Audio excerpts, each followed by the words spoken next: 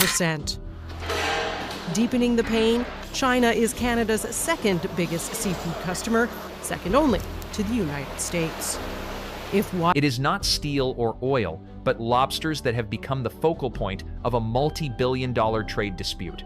As the United States plunges into a tariff war, the biggest beneficiary turns out to be Canada. Our fishers and seafood companies are now securing lucrative contracts, while across the border, many shipments of American lobsters are left stranded on the docks, unable to be exported to the point of rotting. This story raises a pressing question. How did the United States, a nation that once dominated and controlled crucial maritime zones, end up losing its strategic advantage in a seafood industry so closely tied to its own identity? Loving all of this, the Canadians. They have sent 40% more lobsters to China in the first half of 2019 compared to the first half of 2018. Canada's signing of the Comprehensive Economic and Trade Agreement, CETA, with the European Union has completely reshaped the playing field in the lobster industry. Prior to that, Canadian and American lobsters competed on equal footing when entering the European market. But since CETA officially came into force, Canadian lobsters have gained a major advantage by entering Europe free of import tariffs. Meanwhile, American lobsters, particularly those from Maine, still face duties of around 8%. At first glance, that figure may not seem significant, but when it comes to contracts involving thousands of pounds of lobster destined for French restaurants or German distributors, that tariff gap becomes the decisive factor between sealing a deal and losing it. More lobster to Canada. And there's suspicion on both sides of the border that the Maine lobster are actually going to Canada. The impact of the agreement on the market was swift and unforgiving. In just a short time, European importers, long known for carefully weighing price against quality, shifted their purchases to Canadian lobster. It was not because seafood from Nova Scotia or Prince Edward Island was larger or tastier than Maine lobster. The reason was in fact very clear: lower prices, thanks to the absence of tariffs. In a sector where every dollar of profit matters, the choice was almost self-evident. Canadian exporters suddenly found themselves holding a unique advantage not earned at sea, but granted through shrewd diplomacy. For fishers in the Atlantic region, it felt like a gift from above. Families who had worked the cold waters off Nova Scotia and Prince Edward Island for generations were now reaping the rewards of negotiations in Ottawa. Boats returned to shore with a sense of celebration, as each day's catch could fetch a more attractive price on the global market. Warehouses filled to capacity, and new contracts were signed in quick succession, with European distributors eager to shift their supply. With a single trade agreement, the government of Canada had not only opened the door to opportunity, but widened it as far as possible for domestic fishers and businesses. It just opened doors, it flung them wide open. Does with the European Union. You know who doesn't? The United States. It's a real problem that they need to crack, guys. Wow. So to speak. For Maine's fishers, the picture is far bleaker. Their European market virtually vanished in a short span of time. Restaurants that once proudly featured Maine lobster on menus in Paris or Madrid have now shifted to treating Canadian lobster as the default choice. This was not simply a matter of declining sales, but a personal blow. Canada had long been seen as a close friend who could have imagined a day would come when it would turn into a competitor, wielding politics to shift the balance of trade. What was lost was not only profit, but also pride. Many voices in Maine argue that Canada's success did not come from superior fishing skills or higher quality, but from its ability to leverage trade strategy. In their eyes, it was as though Canada had used diplomacy as a weapon, pushing the United States out of the game. There is little more painful than seeing the hard-earned results of generations working offshore diminished simply because another country negotiated better terms.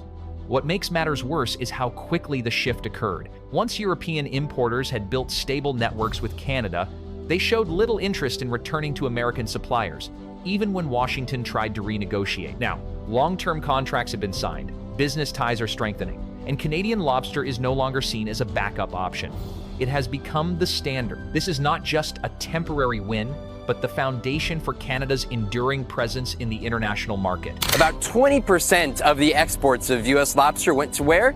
It went to China. So with that 25% levy being laid down today, not only are they... In Maine, lobster fishing has long been more than a means of livelihood. It is a way of life passed down through generations. Boats, traps, and hard-earned knowledge are handed from parent to child, making the trade not only a source of income but also a cultural tradition deeply rooted in coastal communities. In small towns like Bar Harbor, Rockland, or Stonington, lobster is not merely a seafood dish, it is tied to local pride, a cultural symbol, as much a part of the landscape as the red buoys bobbing on the waves, the lighthouses, or the rocky shores icons of Maine's identity. That is why Europe's sudden shift away from Maine lobster hit harder than just the numbers on a sales ledger. The shock came quickly and heavily. Within a short time, buyers in Paris, Madrid, and Berlin had switched entirely to Canadian lobster. This had nothing to do with quality, everyone knows. Maine lobster is world-renowned for its sweet flavor and firm meat. But politics changed the equation. Thanks to trade agreements, Canadian lobster entered Europe tariff-free, while American shipments did not. The resulting price gap instantly stripped Maine's fishers of their competitive edge. For those with only small boats, braving the Atlantic's waves day after day, this change was a devastating blow. Revenues fell, profits shrank, and many families struggled to make ends meet in communities where nearly everyone is connected to the lobster trade. The negative effects spread rapidly. When lobster prices collapsed, suppliers, processors, and even local diners felt the squeeze. The flow of money that once sustained entire towns slowed to a trickle. For many fishers, this is not just about putting food on the table. They are watching a part of their tradition and long-standing identity begin to falter. The pride of hauling in a catch and imagining it served at elegant tables in Europe has now been replaced with disappointment and anxiety. 25% tariff on the lobsters. So it's crushing.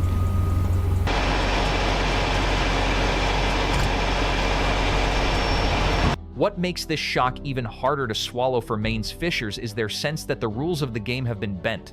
Many argue that Canada did not win because of superior fishing, but because it capitalized on politics and trade agreements. They contend that lobsters on either side of the border are essentially the same, yet Canadian exporters enjoy an advantage, like a fast-track ticket straight into the European market. In their eyes, this is not fair competition. The loss here is not about the product, but about regulations tilted against them. The feeling of being sidelined by diplomatic maneuvering has left many Maine fishers both angry and betrayed. What makes the bitterness even deeper is that their opponent is not a distant rival, but a country they had long considered a close friend. Pounds of lobsters between Maine and Canada. 30% of that is like 80 million pounds of lobsters. You don't just find another market for 80 million pounds. The concern does not stop at the docks. It spills over into political life in Maine. No candidate can afford to ignore the severe decline of the lobster industry. Politicians quickly turned the lobster crisis into a campaign issue, vowing to reverse the tide and restore fairness. Campaign ads flooded the airwaves, showing candidates rowing boats, hauling traps, and shaking hands with fishers, pledging to protect the state's traditional livelihood. From then on, the lobster industry was no longer just a seafood business. It became a symbol of local identity and Maine's vitality. Losing the international market was akin to losing a piece of the heritage that had shaped the state. For many families bound to the sea, the loss went beyond reduced income. Children who had grown up on boats with their parents now began to wonder, is lobster fishing still a path to the future? Asterisk. Entire communities shared the fear that without stable markets, the traditions and culture tied to the industry would slowly fade away. The prospect of silent wharves, dust-covered traps, and shuttered fish markets haunts everyone. At this point, the story is no longer about how much seafood can be sold, but about the struggle to preserve a way of life that has been part of Maine for centuries. Meanwhile, across the border, Canada continues to gain ground through international trade agreements. Ottawa's participation in the Comprehensive and Progressive Agreement for Trans-Pacific Partnership, CPTPP, has opened a new chapter for the Canadian lobster industry. The contest is no longer confined to Europe. It has expanded into Asian markets. Through the CPTPP, Canada secured preferential access to fast-growing economies such as Japan, Vietnam, and Malaysia. For the Atlantic provinces, whose livelihoods rely heavily on seafood exports, this is a golden opportunity. The opening of trade routes across the Pacific has given them an advantage that American lobster cannot match. In Asia, seafood, especially lobster, is not just food, but a cultural staple, a marker of luxury, and a centerpiece of festive occasions. Thanks to the CPTPP, Canadian products enter these markets with lower tariffs and more favorable trading conditions. Today, from bustling sushi bars in Tokyo to upscale restaurants in Hanoi, buyers can easily choose Canadian lobster at better prices, while American lobster remains more expensive. Since Washington is outside the same trade network, the imbalance has become clear, and export figures quickly confirm it. United States, but the concern is right here in the short term. We talked to a couple distributors just yesterday up and down the coastline here who said that they already had what were. As of 2021, Canada's seafood industry had achieved remarkable success. Lobster alone generated $3.26 billion in exports, accounting for nearly 37% of the country's total global seafood sales. By contrast, the United States' lobster exports reached only about $459 million, a fraction of Canada's results. The difference did not lie in quality. Both Maine and Nova Scotia are world-renowned for their fresh, highly valued lobster. The core issue was market access. Canada's exporters were able to leverage the advantages of international trade agreements, opening direct pathways into major markets, while American fishers were held back, unable to secure the same favorable conditions. Time now for the executive edge. China now targeting the import of U.S. lobsters with stiffer tariffs. And Contessa Brewer joins us now from Maine with that. As Canadian lobster increasingly finds its way onto dining tables across Asia, the gap between the U.S. and Canada has become ever more pronounced. By 2023, the Chinese market, considered one of the largest seafood consumption hubs in the world, clearly showed how Canada had gained the upper hand. In the live lobster segment alone, Canadian products commanded 76% of the market share, while the U.S. held only 25%. In Beijing and Shanghai, lobster caught off Nova Scotia, or Prince Edward Island, is not merely a luxury dish, but a symbol of prestige, often chosen as a high-value gift for holidays or important events. Meanwhile, American lobster, once a strong competitor in the region, now struggles to keep pace.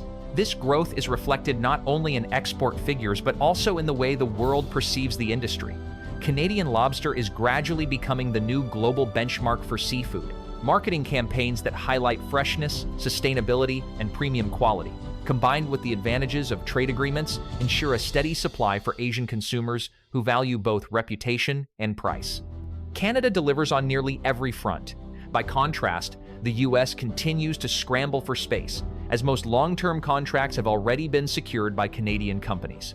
For Canadian fishers, this expansion has been a source of great pride and prosperity. Coastal communities from Nova Scotia to Prince Edward Island have seen revenues soar thanks to relentless demand from both Europe and Asia. This success is measured not only in higher profits, but also in the pride of knowing their catch has become a global symbol. Clearly, Ottawa's trade policy has delivered results that far exceed numbers on paper. Its impact is visible in the daily lives of coastal towns, where the lobster industry remains both an economic pillar and a source of collective pride. Tariffs from China. And there's now another cost that could come into the equation. Tariffs on steel could affect lobster traps. News Center Maine's Clay Gordon has more. While Canada was expanding its position in Europe and Asia, Maine's lobster industry steadily fell behind. Many families who had built their reputations over generations felt bitter as they watched customers turn away. They believed their product could compete in quality and freshness, but without the right trade agreements, they were effectively shut out of the game before it even began. The frustration stemmed not only from Canada's success, but also from the U.S. government's failure to secure similar advantages. As Maine's lobster sector began to suffer heavy losses, politics quickly entered the scene. For years, the fishery had been regarded as both an economic backbone and a cultural anchor. Thus, when revenues flowed to Canada, disappointment rapidly turned into a political issue. Donald Trump quickly saw an opportunity. During his presidency, he made frequent trips to Maine, appearing on boats with fishers, shaking hands, and promising to defend the lobster trade. His speeches hammered home a single message: he would not allow Canada to steal Maine's pride and export markets. For coastal communities that had long felt forgotten, those promises sounded like reassurance. Trump spoke directly to fishers, who were losing ground in Europe, pledging to renegotiate and restore fairness to trade. He floated the possibility of retaliatory tariffs and tougher negotiations with the European Union. For those struggling, it was a glimmer of hope. They hoped a tough president might turn the tide. But reality did not play out that way. Despite Washington's fiery rhetoric, European buyers did not return to American lobster. Trade agreements had handed Canada a clear advantage, and speeches alone could not change that. Restaurants in Paris or Madrid kept ordering from Canada because it was cheaper and easier. Exports from Maine to Europe remained stagnant, and political promises failed to deliver results. In Maine, disillusionment deepened as fishers came to realize Canada's advantage was not temporary. Agreements like CETA had locked in that edge, allowing Canadian lobster to enter Europe tariff-free. This was not something that could be undone with a single round of talks or a few campaign slogans. These trade deals were the product of years of negotiations and policymaking, and the U.S. had failed to keep up. Many Maine fishers felt their government had been outplayed. But for Donald Trump, the lobster industry became a potent political symbol. On the campaign trail, he portrayed Maine's fishers as hardworking people, betrayed by unfair deals and a skewed global system. His rallies were filled with imagery of lobster traps, fishing boats, and Maine's rugged coastline, all reinforcing his message of standing up for forgotten communities. Even if his policies did not change the situation, the symbolism carried weight. It bolstered his image as a champion of blue-collar workers against an unfavorable global order. But for Maine voters, that was not enough. As Canadian lobster continued to dominate Europe and Asia, families in Maine demanded more than words. They wanted concrete measures to restore their footing. This pressure reshaped state politics. Regardless of party, candidates had to demonstrate support for the lobster industry if they hoped to win office. The Trump era made clear the gap between political slogans and the harsh realities of global trade. Strong rhetoric might win applause in coastal towns, but it could not erase the structural advantage Canada had secured. Maine's lobster industry, therefore, remained in difficulty. With fishers waiting for a genuine way out, the story showed how a local trade could quickly become a campaign symbol, even when the root causes were far beyond the reach of any single government. And when Washington failed to balance the scales through trade diplomacy, it turned to another tool, environmental law. The U.S. government began tightening restrictions on certain Canadian seafood imports, citing concerns that fishing gear in Atlantic waters posed risks to the endangered North Atlantic right whale. From the American perspective, this was framed as a conservation measure to justify blocking Canadian goods.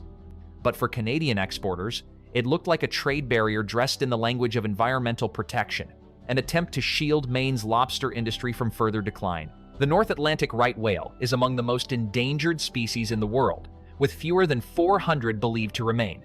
The risk of entanglement in fishing gear has long threatened its survival.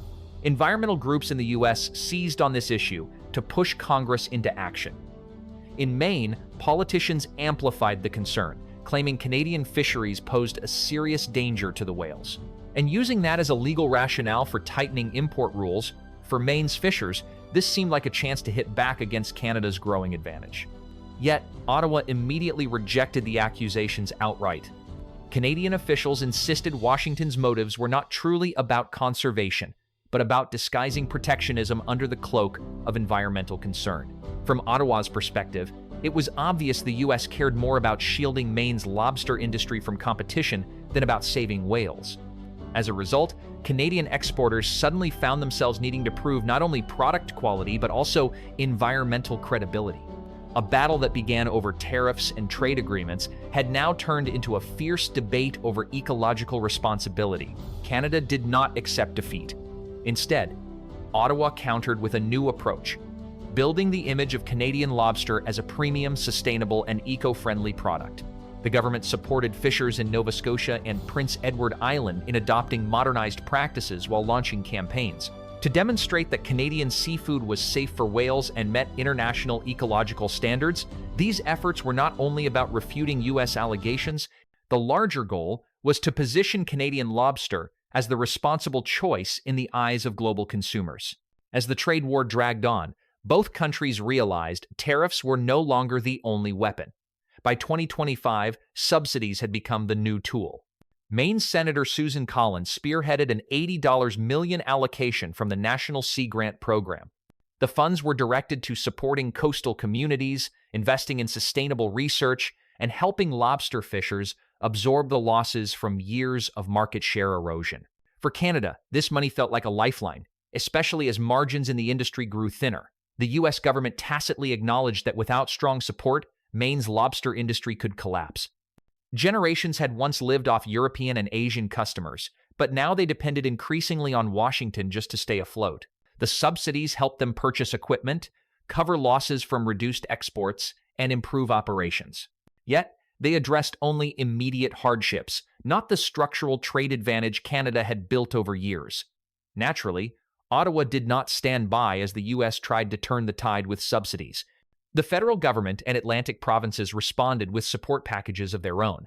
Millions of dollars were invested in conservation programs, training, and market recovery. By mid-2025, more than 80% of coastal communities in the region had received some form of assistance designed not only to sustain the industry in the short term, but also to give it renewed strength for the future. For Canadian fishers, these efforts meant more than survival in the present. They reinforced their ability to compete in the years ahead.